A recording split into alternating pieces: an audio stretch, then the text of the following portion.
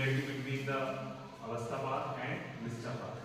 So what is the similarity and difference? Everyone know कि अवस्था पाक और निष्ठा पाक ये दोनों आहार पाक की अवस्थाएं हैं, है ना?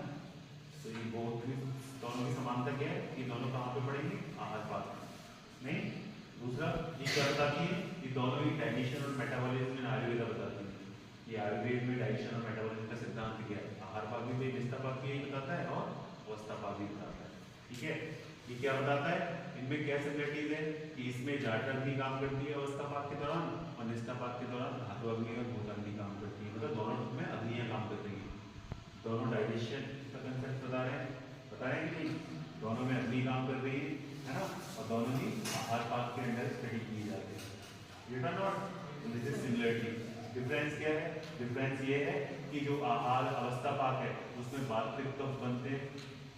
जैसे मधुर अवस्था पाक में कफ का निर्माण होता है, अम्ल अवस्था पाक में पित्त का निर्माण होता है, कटु अवस्था पाक में वात का निर्माण होता है. और जो निष्ठा पाक है इसमें क्या बनती है? इसमें धातु और पंचमहाभूत का नरिशमेंट होता है. क्या निर्माण होता है? धातु और पंचमहाभूत. ठीक है.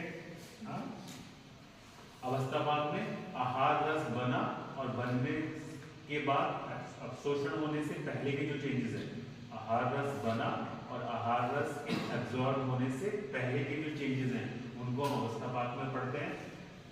एब्जॉर्ब हो गया उसके बाद जो चेंजेस हैं विपाक या निष्ठा पाक, वो निष्ठा पाक या विपाक में पढ़ाया जाता है.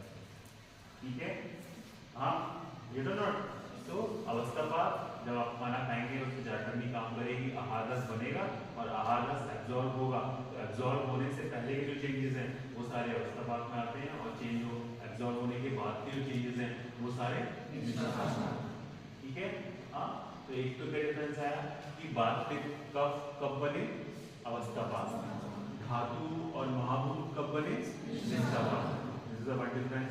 दूसरा डिफरेंस आया कि उसमें जाठरनी काम कर रही थी और इसमें धातु अग्नि और भूत अग्नि काम कर रही थी. ठीक है. इट और नॉट. और तीसरा डिफरेंस क्या आया कि जो आहार रस बना, सारी कहानी आहार रस की है. आहार रस बना, बनने के बाद एब्जॉर्ब हो गया.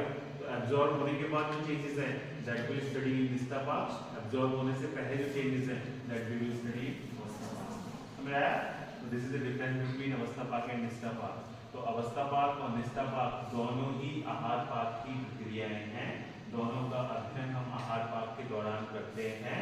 दोनों ही डाइजेशन एंड मेटाबॉलिज्म का जो कंसेप्ट है आयुर्वेद में वो हमें बताते हैं. दोनों में ही शरीर की अग्नियां काम करती हैं. ये सब सिमिलरिटीज है. तो डिफरेंस क्या है?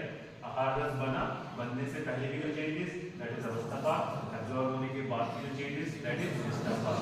क्योंकि फिजियोलॉजिकल फैक्ट है, दोष धातु मल यही सब की कहानी हो रही है. तो दोष किस में बनेंगे? अवस्था पाक में. मल किस में बनेगा? अवस्था पाक में. मल मल जो पुरीस और मूत्र है वो किस में बनेगा? अवस्था पाक में. धातु मल किस में बनेगा? निष्ठा पाक में. धातु किस में बनेगी? निष्ठा पाक में. पंचमहाभूत किस में बनेंगे? Got it? So this is what similarity and difference between अवस्था पाक एंड निष्ठा पाक. क्वेश्चन आता नहीं है लेकिन सिलेबस में